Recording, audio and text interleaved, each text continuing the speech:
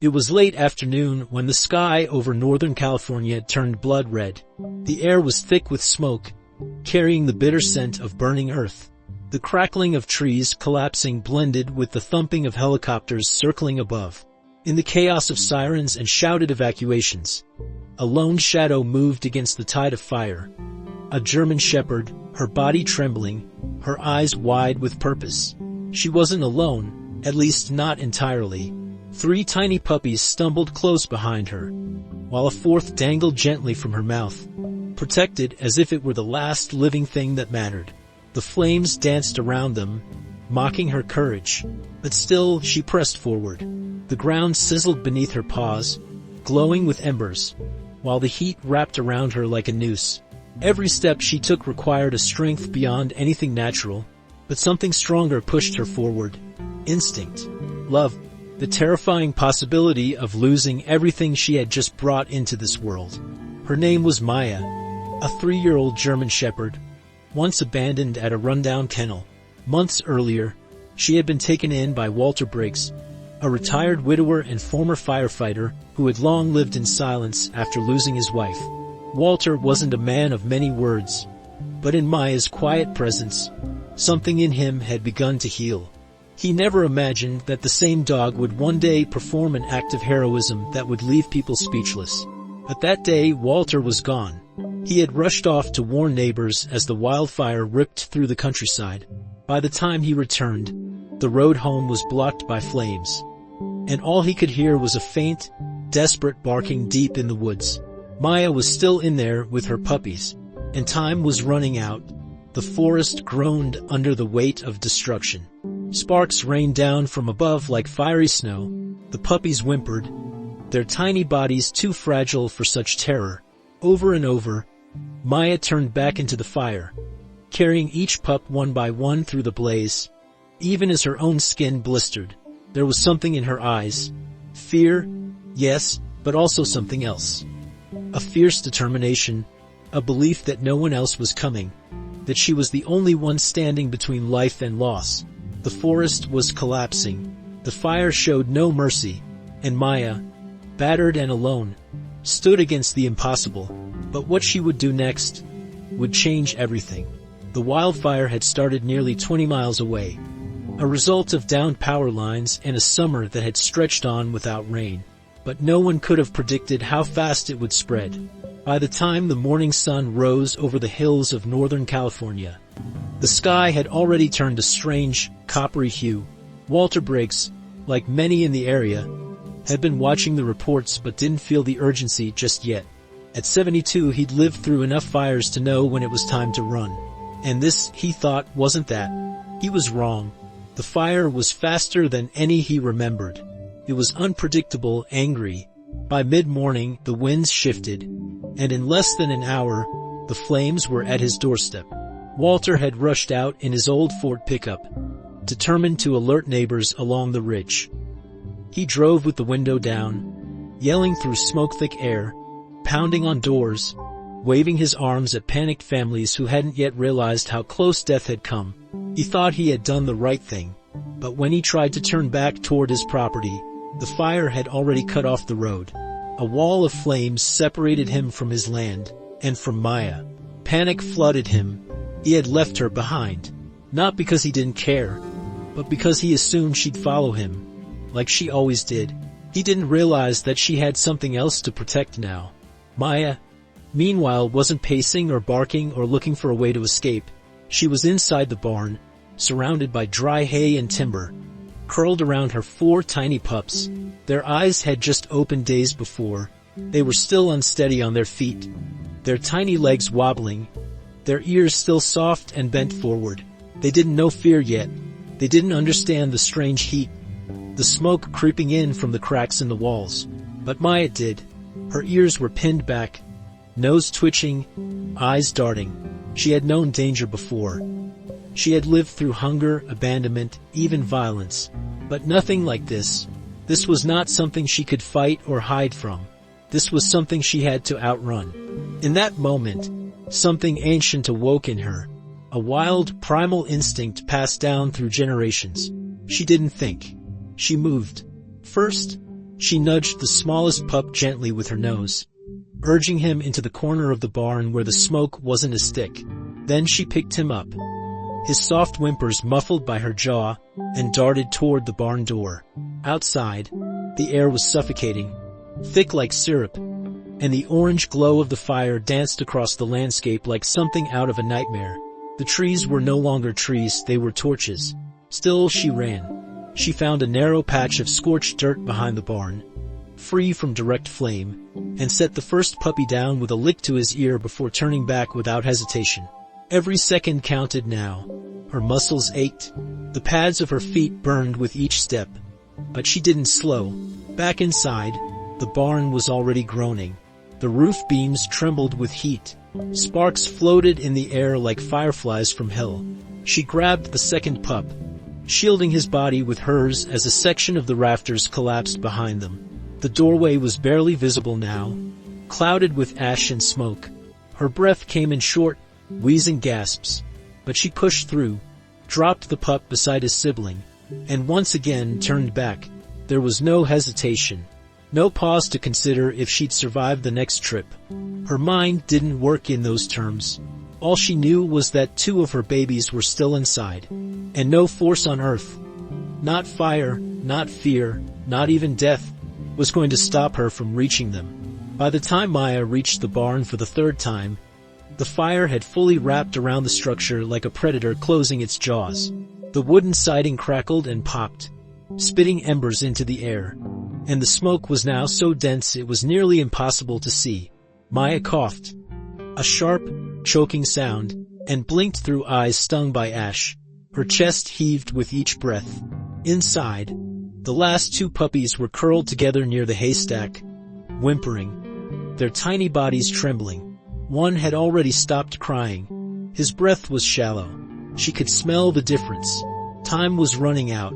She pushed through the doorway as a beam collapsed behind her, flames licking the walls on both sides. The heat wasn't just unbearable, it was violent, like it was punishing her for every second she stayed. But Maya didn't falter. She reached the 3rd puppy and lifted him in her jaws, her teeth careful not to puncture his fragile skin.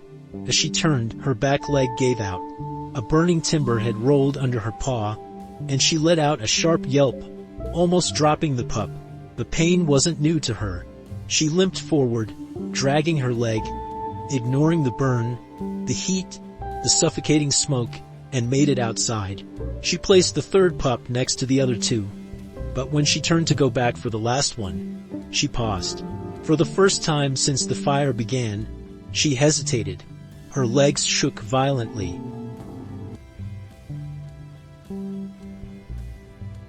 Her lungs burned. The fur on her back was singed, and open blisters had begun to form on her paws. Every breath now came with a wet, rattling sound. Her body had limits, and she had just crossed them. But inside that barn, her final puppy was still alive, still waiting for her. And that was enough. She stumbled back toward the door, her vision swimming. Flames now curled over the roof, and the barn groaned like it was mourning itself. With each step, she moved slower. Her instincts warred with her body. Her will was unshaken, but her body was beginning to shut down.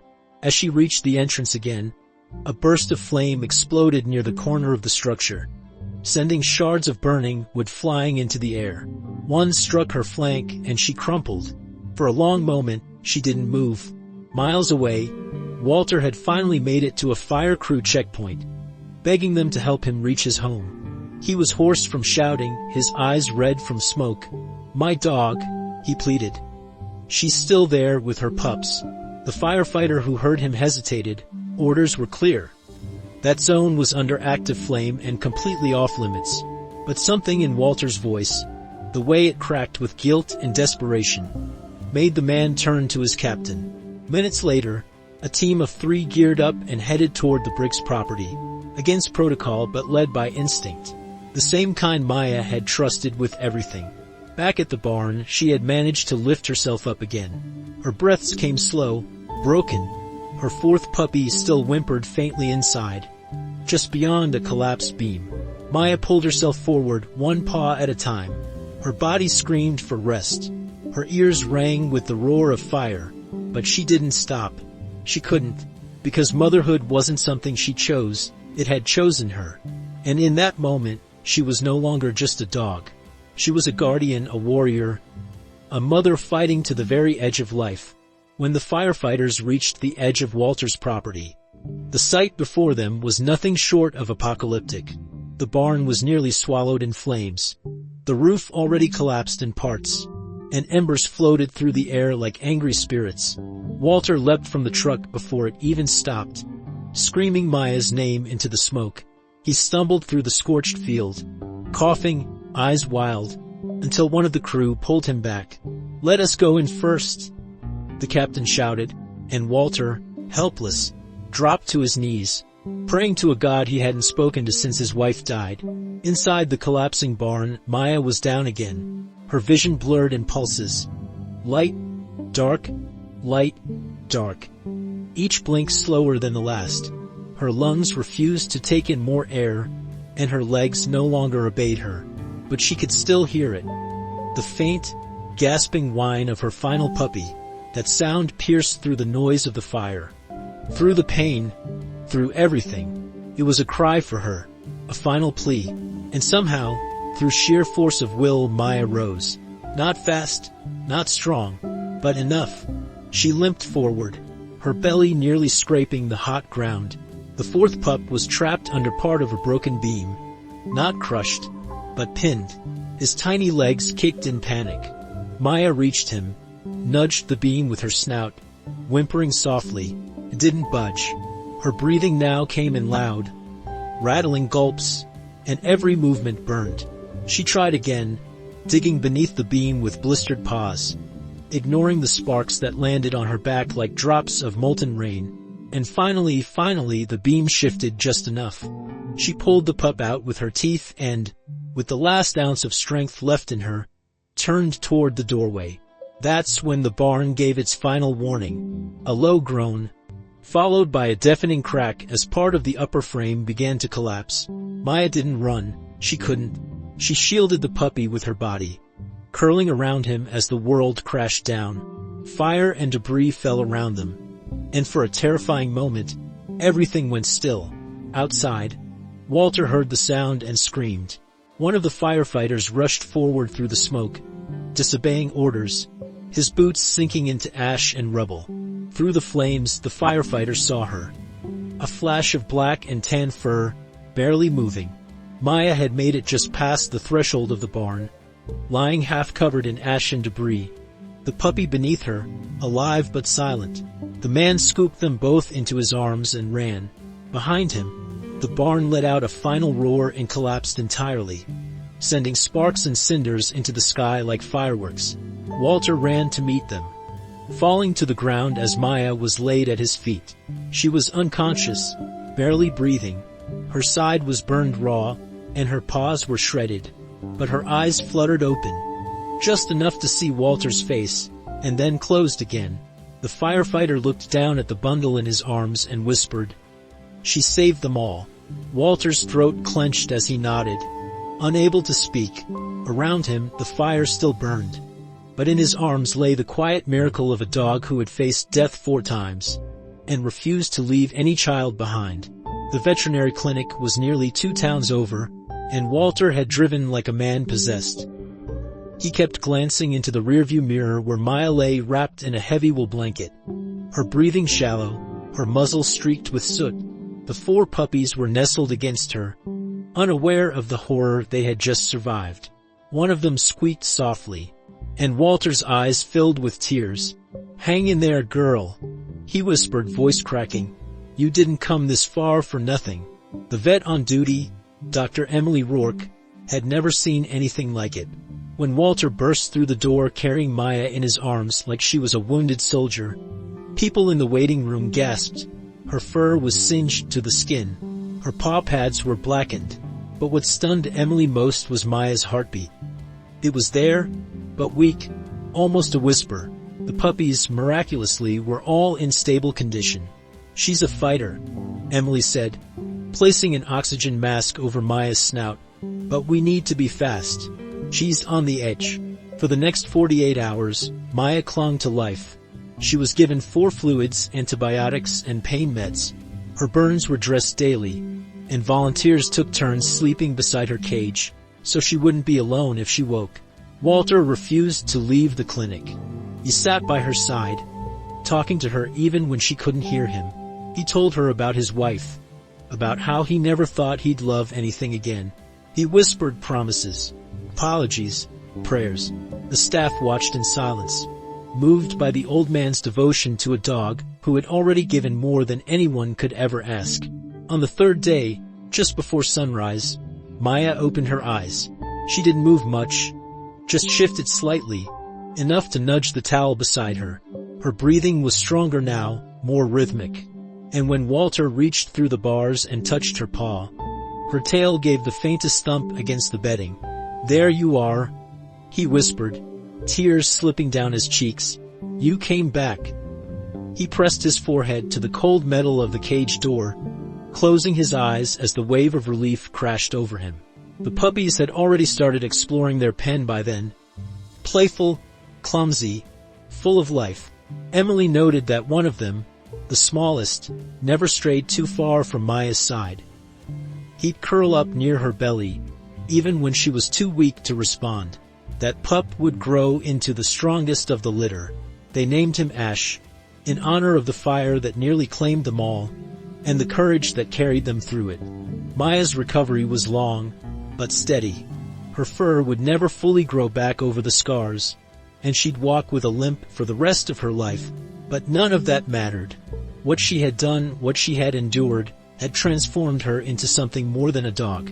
She became a symbol, a story passed from neighbor to neighbor, a tale of devotion and impossible strength. Walter often said she had saved more than just her pups that day. "She saved me," he'd whisper, every time he looked into her eyes. Months passed, and the land slowly began to heal. What had once been blackened and charred was now dotted with the first signs of green. New grass, young shoots, and wildflowers pushing bravely through the scorched earth. Nature, it seemed, was determined to start over, and so was Walter. He rebuilt the barn, not as it was before, but as something better. At the entrance, he placed a wooden sign carved by hand. It read, "Maya's Watch." Maya never left his side. Though her movements were slower and more deliberate, her spirit never dimmed. Every morning, she would limp alongside Walter during his walk across the pasture. The puppies had grown strong and playful, romping through the grass, chasing butterflies and one another. Ash, the smallest, remained fiercely attached to his mother, mirroring her every move. Visitors who came to hear the story were often surprised by how quiet Maya was. She didn't need to bark or beg for attention. Her eyes said everything. Walter began receiving letters. First from neighbors, then strangers, then people from other states. Someone had shared the story online and it spread like wildfire. But this time, the kind that warmed instead of destroyed. Messages came from firefighters, mothers, veterans, even children. They all said the same thing. "Maya reminded me of something I forgot.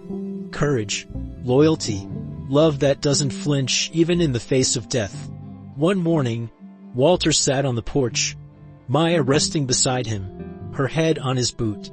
He sipped his coffee and looked out over the valley, now green again. "You know," he said softly, "I thought my life ended the day Carol passed." He paused, reaching down to stroke Maya's ears. "But then you showed up, and you gave me a reason to wake up again."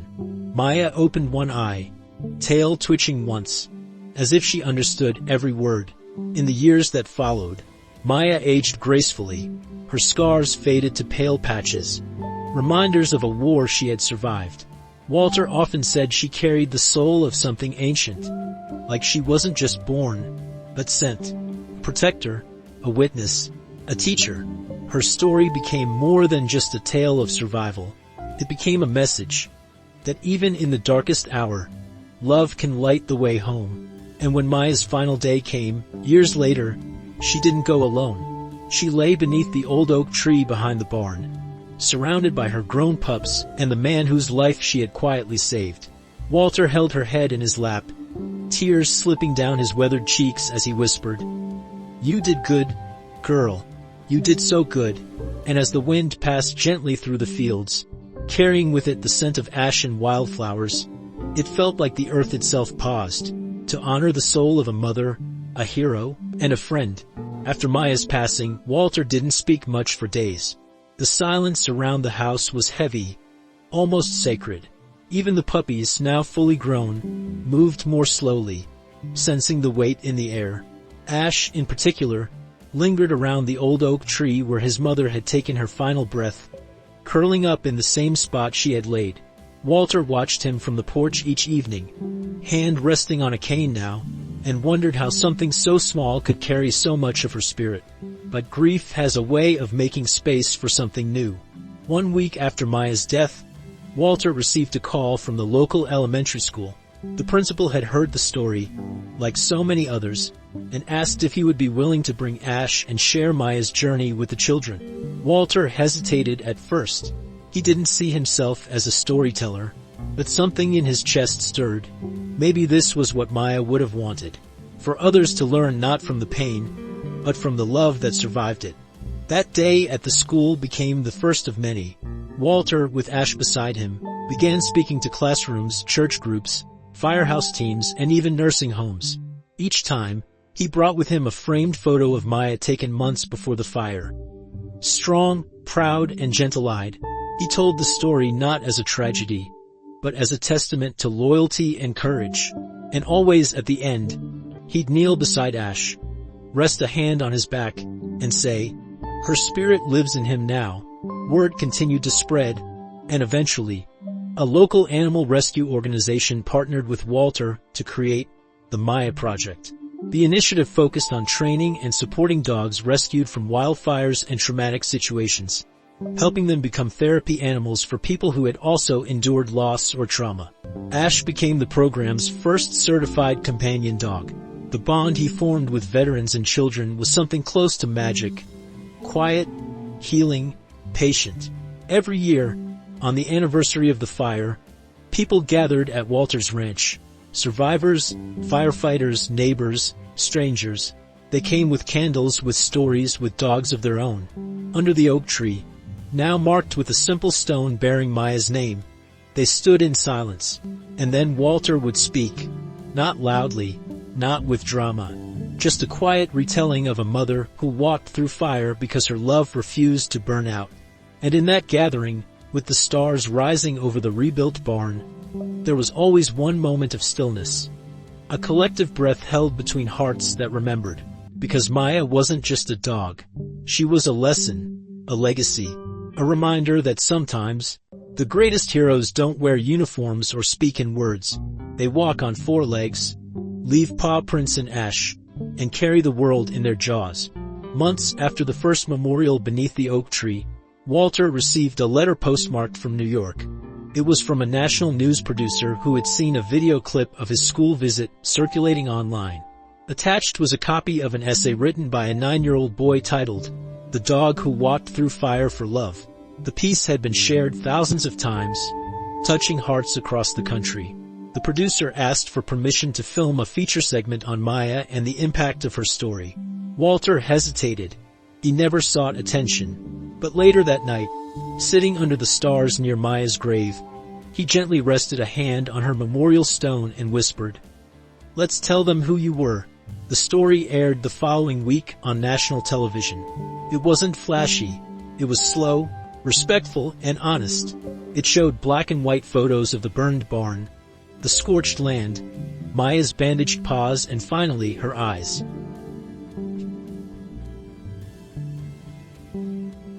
That soft, steady gaze that seemed to understand more than words could say. Walter spoke calmly, never dramatizing the events, but his quiet grief, mixed with deep love and pride, carried more weight than any headline. Viewers across the country wept. Messages flooded the network. Animal shelters saw a surge in adoptions. One woman wrote, "After watching Maya's story, I forgave my sister after 12 years of silence. Because if a dog could risk her life for love, I could risk a phone call." Back in his town, Walter watched the Maya Project grow beyond anything he imagined. The program that started with a single rescued litter now included over a dozen dogs in active training. Veterans, trauma survivors, and children with special needs were matched with canines who had endured their own versions of fire, literal or emotional. Ash, now fully grown and calm as a mountain, led the pack. He had Maya's eyes and her gentle spirit. Walter brought him everywhere. Schools, hospitals, disaster zones, and each time people felt something shift in the room when Ash entered. A quiet kind of peace, the kind only a soul who had been through flames could offer. Walter, now moving a little slower, found his days filled with purpose again. He often said Maya had saved more than her pups. She had rescued him. Every morning, he'd place a hand on the wooden collar mount by the front door, whispering, "We've got work to do today, girl." Grief never left him, but it softened, woven into action and gratitude. His home, once hollow with loss, had become a place of healing. Not just for him, but for others too. And in quiet moments, when the wind brushed through the valley and the oak leaves rustled softly, he felt her near, not gone, just changed, because Maya's story was no longer just about survival. It had become a symbol, a movement, a quiet reminder that courage isn't loud, and love doesn't need words. It walks on scorched earth, carries life in its jaws, and somehow, against every odd, keeps walking forward. One chilly autumn morning, Walter received an envelope with no return address. Inside was a photograph of a young woman in uniform crouching beside a German shepherd, both of them smiling beneath a dusty desert sun. The note was brief. "I was stationed overseas when I heard about Maya. I named my K9 partner after her. She saved my life last month. Thank you for sharing her with the world." Walter stared at the photo for a long time, his fingers trembling slightly. He hadn't realized that Maya's name had crossed oceans, and now it had saved someone else, just as Maya once had. The story continued to ripple outward in quiet, powerful ways. A high school teacher in Chicago built a lesson plan around Maya's sacrifice, asking students to write essays about selflessness. A firefighter in Montana started a training program for rescue dogs using Maya's story as the emotional foundation. And in a small town in Texas, a father sat with his teenage son, struggling to connect after years of distance. They watched Maya's video together in silence. When it ended, the boy simply said, "I get it now." And that was the beginning of something they hadn't had in a long time: understanding. But perhaps the most surprising connection came when Walter was invited to speak at a national animal welfare conference. Nervous but determined, he took the stage with Ash at his side. What began as a simple retelling of a fire and a dog became something much more.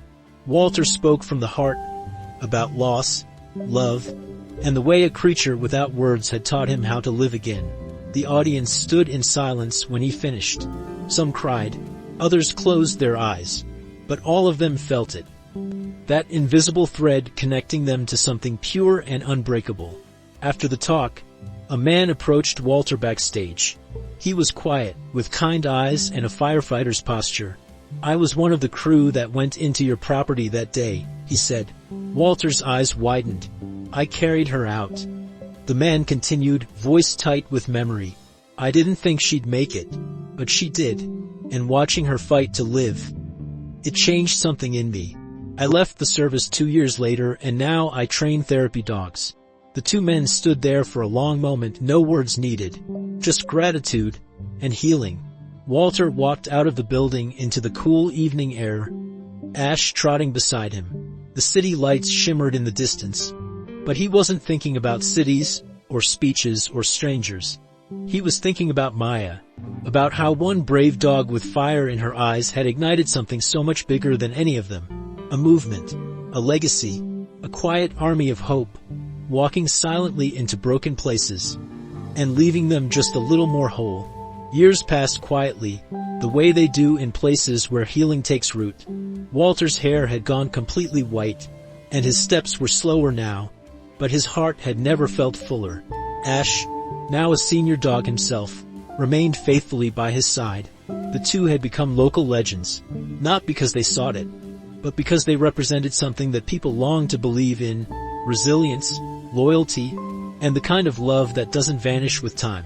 Every spring, the fields around the barn bloomed again.